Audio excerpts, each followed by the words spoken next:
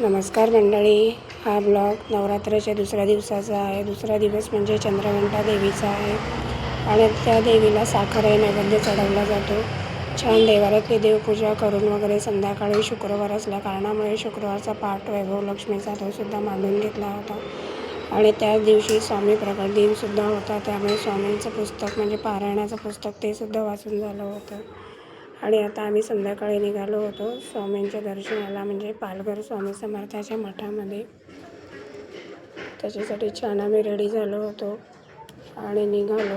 आणि इथे बघू शकता तुम्ही, पालघरला आम्ही पोचलेलो आहे. या स्वामींचं मठ प्रगट दिन असल्या कारणामुळे इथे भरपूर गर्दी होती. भरपूरच गर्दी होती. आरतीची वेळ झालेली, त्याच्यामुळे इथे तुम्ही बघू शकता सगळं. इथे भजन वगैरे काय काय चालू होतं, भजन कीर्तन, आणि लांबच्या लांब रांगा होत्या. भरपूर अशी गर्दी होती. त्याच वेळेस आम्ही लाईनीत असतानाच आरती चालू झालेली.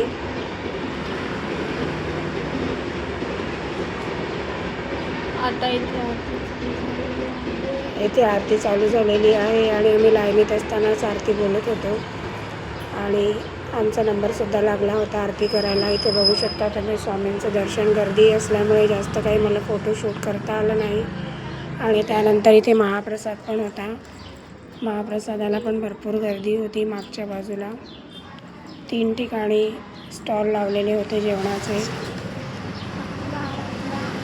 आणि खाली बसून असं व्यवस्थित पारंपरिक पद्धतीने जेवायचं होतं. आणि जेवणामध्ये थोडंही उष्ट टाकायचं नव्हतं. जेवढं आपल्याला घ्यायचं होतं जेवायचं तेवढंच घ्यायचं होतं. त्यानंतर आम्ही जेवण वगैरे निघालो आणि मग इथे पालघरला एका ठिकाणी पाळणे वगैरे सगळे लागलेले, तिकडे आले वरदला घेऊन. वरद आणि प्राप्तीला, या बघा तुम्ही, वरदला इथे गेम खेळायचे होते.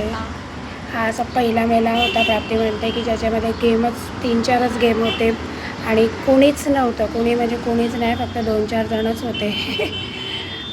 आणि इथे प्राप्ती आणि वरद वाट बघत होते काय करूया काय नाही करूया. फायनली वरदला आम्ही या जम्पिंग जपाकमध्ये पाठवलेलं होतं थोडा वेळ खेळायला, कारण तो कंटाळला होता तिकडे काहीही चालू नसल्या कारणामुळे. आणि ते वरद त्याचं जम्पिंग जपाक एन्जॉय करत होता.